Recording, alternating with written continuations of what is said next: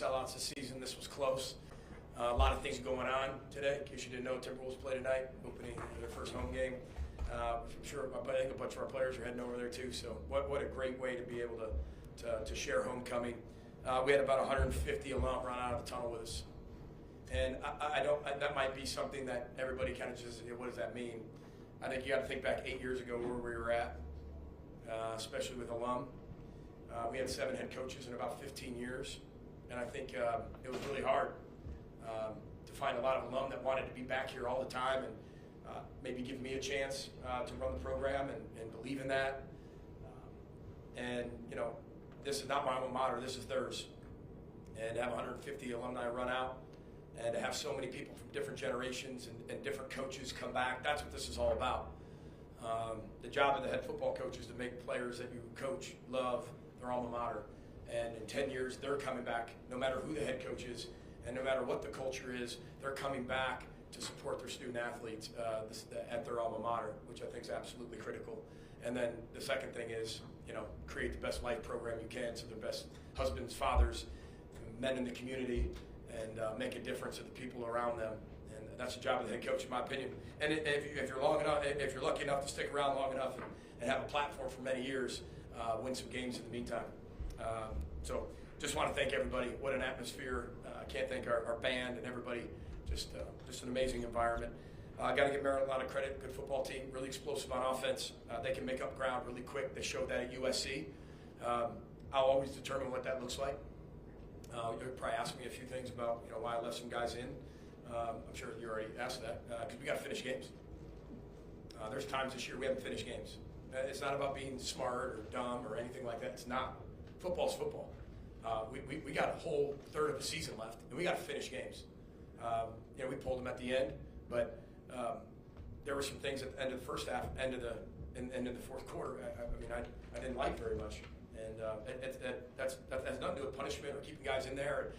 We're competing. They got theirs in. We got ours. We got to play football, and we got to keep getting better.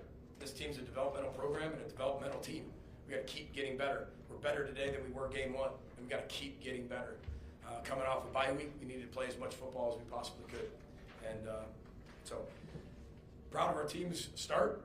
They accelerated in the middle, and then finished strong, and I'm really proud of them. And except for the last, you know, they scored 13 points in the fourth quarter. One of them's, you know, as we subbed, but you know, we played 60 minutes of complimentary football, and we needed to do that. We talked about it all week in the bye week. I thought we handled the bye week really well with rest. Rest does not mean off. A bye week does not mean off. That's why it says bye. It doesn't say off. Week one was all about restoring our bodies, restoring our minds, our emotions, letting a lot of young guys play, getting guys really healthy so they could play the way they played tonight. And I mean, 7 straight weeks plus 5 weeks of training camp. I mean, you're talking 12 weeks in a row. We needed to restore ourselves, and then they had a week of practice last week that was better than any practice week we've had in 13 weeks. And they came out and proved it and showed it and played it. That's one of the best rush defenses in the entire country. We knew we were going to have to do things through the air. Wasn't mean that we weren't going to do everything we could to run the ball. We had some good runs today. And I thought offense, defense, and special teams complement each other really well. So with that, we'll open it for some questions. What impression was Max's day? His efficiency, his poise, the accuracy he threw with, the processing of information. They were throwing different looks at him. The being able to go through. What I love about our team is it doesn't matter who you are. You're getting the ball if you're in the part of the progression. And this is something that I have hoped for a lot of years. Now, I'm not saying I didn't love having Rashad Bateman and Tyler Johnson. Anybody loves that. But those were our 2 guys that we threw the ball to the most. This, I mean, you look at it, and Daniel. Good coaches find ways to get their players the ball. Justin Jefferson is going to get his touches. If he doesn't, Kevin's going to have to answer a lot of questions, right? Addison's going to get his catches, right? Hockenson was going to get his catches. We're the same way.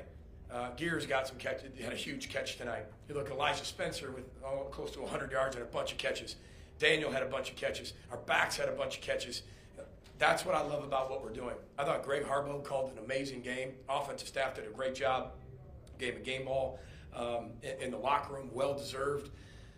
But I thought he did a great job mixing it up. Quick game, RPO game, vertical game. and I thought our players made plays. We were going to have to make plays. Our playmakers were going to have to make their playmakers, and I thought we were able to do that because they've got some guys who are going to be playing on Sunday a long time. What do you think of the way you're able to set up leverage, attack it, and just create space in the passing game? Yeah, I mean, they're really good against the run. Backers' depth's pretty tight. They're stout. I mean, every time they rolled in a new D-line, I was like, gee, he's bigger than the other one. He's longer than the other one. And they're stout. They're twitchy. They're really, really explosive and strong. And we knew, though, that if we could hold up in protection, we were going to have some holes in the secondary. And we were able to do that. I thought conceptually, I thought Greg did a great job mixing up. I mean, you would love this, how many different, you don't know this, but you would love it if you had the information. How many different concepts were called today. That's what you would love. And not only being able to call a ton of concepts. Remember, some of you called us Tecmo Bowl, I don't know how many years ago. And I mean that as a joke, right? We'd have inside zone, outside zone, we have an RPO, and then one drop back pass, right? It was like Tecmo Bowl, you had 4 options. You know what I mean? And if you were right, you were right, but if you were wrong, it was executed. This is a whole different offense, guys. And I think that that's what I give our offensive staff a lot of credit for is good offensive staffs adapt to the personnel that they have. And we can say, well, why aren't we running the ball? We just scored 41 points on offense, right? And we're going to do, you have to have balance. If running's what we have to do, we have to be able to do that. If throwing's what we have to do to win the game, you have to do that. I know I've said that I don't know how many times, right? And you'd love to be 200. But tonight, I mean, when you look at it, I mean, is that right? We had 123 yards rushing? Yeah. Still not bad. And then we threw for what? 320? Sorry it wasn't 2-2. But that's what it took tonight. And we knew we were going to have to come out throwing. We talked all week about just do it better. That was a whole bye week. Do it better. Just whatever we've learned, whatever we've gone through, the heartbreak, the things we had to overcome, just do it better. Just find a way to do it better. 1-0 every play, just do it better. And they practiced that way, and they were disciplined tonight. They played with incredible detail, and they played with awesome how. You're 9 of 13 on third downs. What do you credit that to? Pitching and catching. You know, I mean, that's what it came down to, execution. I thought wideouts made some great catches. Max made some great throws. I mean, Max didn't get sacked all night. I think that's the story. When you talk about Max's performance, he didn't get sacked. I mean, you keep him back there clean, he can do what he just did. What was he, 26 of 33 with a few throwaways? That's not bad. PG, you're up 31-10, 28 seconds to go. You decide to go down the field and get the 3-point and a half. What led into that? The kickoff out of bounds. You know, you get the ball to 35. Let's see, even if we had it at the 25, we're going to see how the first play went, right? If we got a chunk on the first play, let's move. Well, they just gave us a chunk. We're at the ball at 35-yard line, which are gone. We had right at the point. Wind was kind of a crosswind today, but had a little bit of blowing towards that side at the time. And I told Greg, I said, really, you know, only thing we need is about 25 yards. You know, we had timeouts. And I thought we executed that perfectly. So, with 7 seconds, you got to make the call. You want to go for 7 or you want to go for 3. If we didn't get the ball to start the second half, 7-8 seconds, you could get one play off to the end zone. But ball tipped, moved around, you risk it. But since we were getting the ball in the second half, I wanted to win the middle 8. I wanted to be able to get points after they just scored, close that gap, plus get the ball in the second half, and I think we did that well. You got a hot start in the first quarter, too. I mean, just it was like if you were at practice this week, it was like holding them back. They came off that rest week and the bye week, and they were like chomping at the bit to practice on Sunday night. We practiced in the stadium on Sunday night, and you would have thought it was the first practice of the year. I mean, it was fast, it was efficient, it was executed. They were. I mean, we got Minnesota on Minnesota for a little while, and it was. I had to cut a few periods because they were going so hard. I mean, it was they were getting after it. And it was only about an hour and 16-minute practice. But I think we talked about just process. Before the progress of the week, just keep focusing on do it better. And I thought we executed. We attacked. We came out attacking. Not that we don't come out attacking all the time, but it's the attack plus the execution. And then the complementary football. I mean, before you knew it, it was 21-0. I mean, it happened like that. And it's a credit to everybody on the football team and coaches and support staff. And I tell you who did a great job this week was our training staff. Mike Sitniak, Joe Wisniewski, Ashley, Katie, their entire staff, our doctors. I mean, what a plan they had for them in the bye week of resting and recovery. What a great job Dan Nickel did with his entire staff, our strength and conditioning program. Rachel Stark and our nutrition program were absolutely unbelievable. She's got so many student nutritionists to manage. There's a lot of people she got to manage, and I thought they had a great plan for the week, especially when the coaches went out recruiting. And I just trust our team. You know, they committed to the process, and it paid off. Good pressure on Edwards early. Conversely, Max got out of some good pressure, including on Spencer's first touchdown. So it was the ability to apply pressure and handle pressure that seemed to set the tone. Yeah, I think some of you asked me earlier in the week, what do we have to do? And I said, condense the pocket. You know, if you're going to run by Billy, he's going to make you miss. I mean, he's going to step up in that pocket. He can take off. He showed today at running a rushing touchdown. He can throw it all over the place. He's really good on the run. They're really good at the second play in the pass game. So they're wideouts. Once it breaks down, they have a whole systematic approach, which everybody does, but they're good at it. Throw the hand up. The guy on one side takes the top off. Here comes, it turns into like a naked or a boot where everybody's flowing over to the side.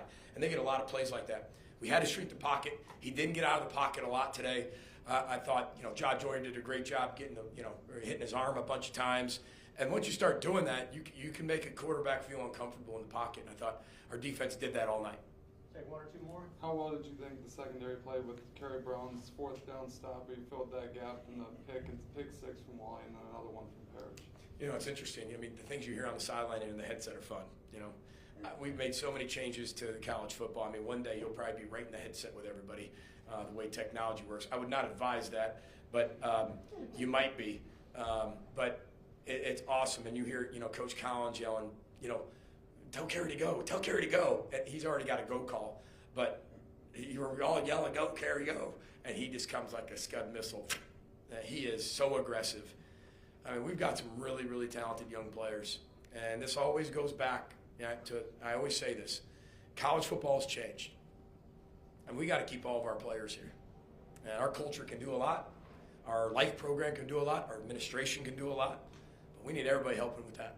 That's a reality, right? Revenue sharing's coming. I get that piece. But the NIL's not going away. We got some really talented players, which you all see. And they keep getting developed. And I love a lot of these young players who are developing on the field. And you can see them growing right in front of your eyes. Take one more. Andy, what was the thought process with keeping the guys in? You alluded to it earlier. When was the point when you wanted to see the fact that the game was? Well, I wanted to be able to take them out right around the 4 or 5 minute mark. You're counting possessions. And again, listen, Andy, with all due respect, we have to play 60 minutes of football. You get a point where you want to do that. But I've also watched Illinois come back on us last year. I've also watched Northwestern come back on us last year. You watch these things that stay. My heart is only so big, right? They say it's like your fist.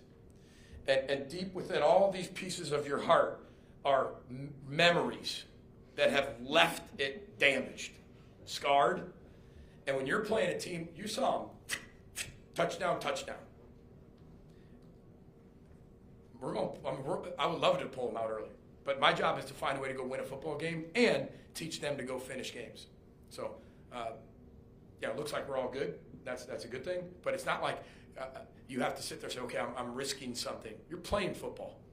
And we pulled them out with about two minutes to go. They ended up getting a touchdown. But we also have a lot of people who are rotating. And you could say the starters, but we're rotating a lot of players. Even on the offense side, they just went down and scored. Well, there are 3 possessions. 3 possessions when you have some onside kicks.